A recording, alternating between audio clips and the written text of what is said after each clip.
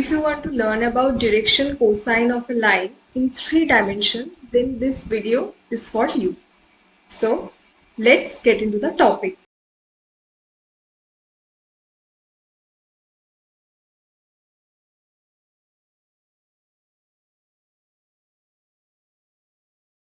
Suppose we have a line OP which makes angle alpha with positive x-axis, angle beta with positive y-axis and angle gamma with positive z-axis. Then the cosine of those three angles are called the direction cosine. There is a relation between the direction cosine and the coordinate of the point P. So let us see how all of it connects. Let's focus our attention to one of the direction cosines, which is cos beta.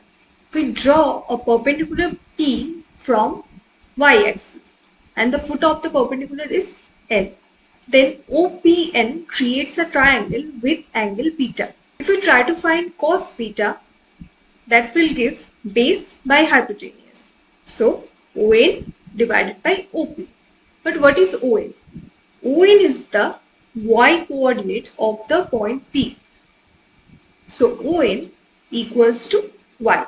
In a similar manner, cos alpha and cos gamma can be correlated to x and y. So cos alpha is x by OP and cos gamma is z by OP.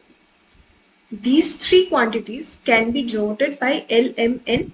So these three are the direction cosines. In this case, OP is the distance between the origin and the point P, which is given by root over x square plus y square plus z square. There is a relation between cos alpha, cos beta and cos gamma.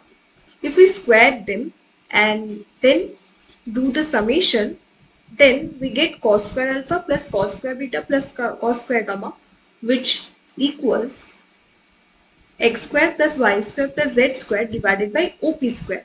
And so in this case, the numerator and the denominator are the same. So that quantity becomes 1. From this relation, another relation can be obtained incorporating sine alpha, sine beta, sine gamma. So if we use the simple relation between cos alpha and sine alpha, which is sine square alpha plus cos square alpha equals to 1, we get that sine square alpha plus sine square beta plus sine square gamma equals to 2. So for direction cosines, L equals to x by OP, M equals to y by OP, N equals to z by OP. So if we try to take their ratio, then x by L equals to y by M equals to z by M. So these three ratios equals to plus minus root over x square plus y square plus z square divided by root over L square plus M square plus N square, which equals to 1.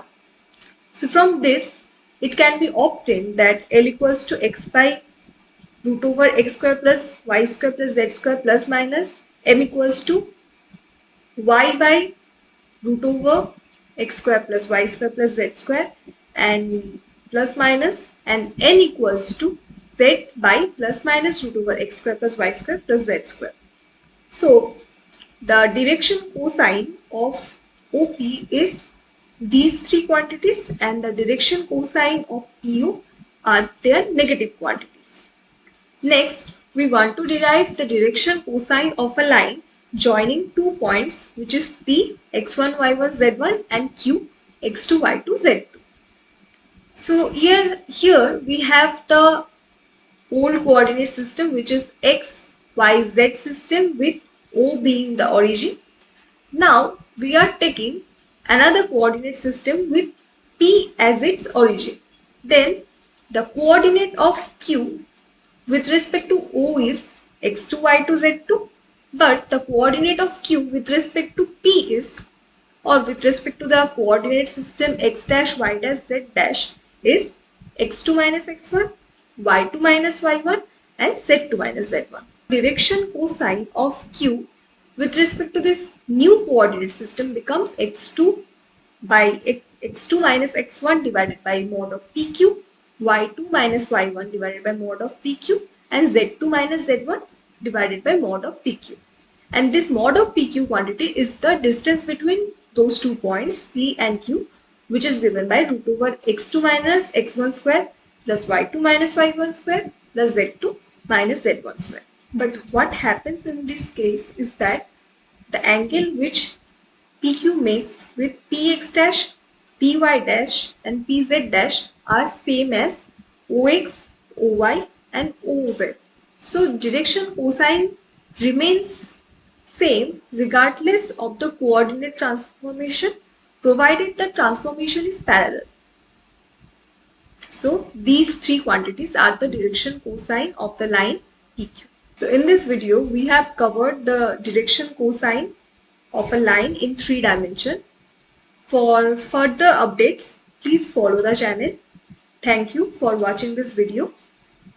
Like and comment on the video and do subscribe to this channel.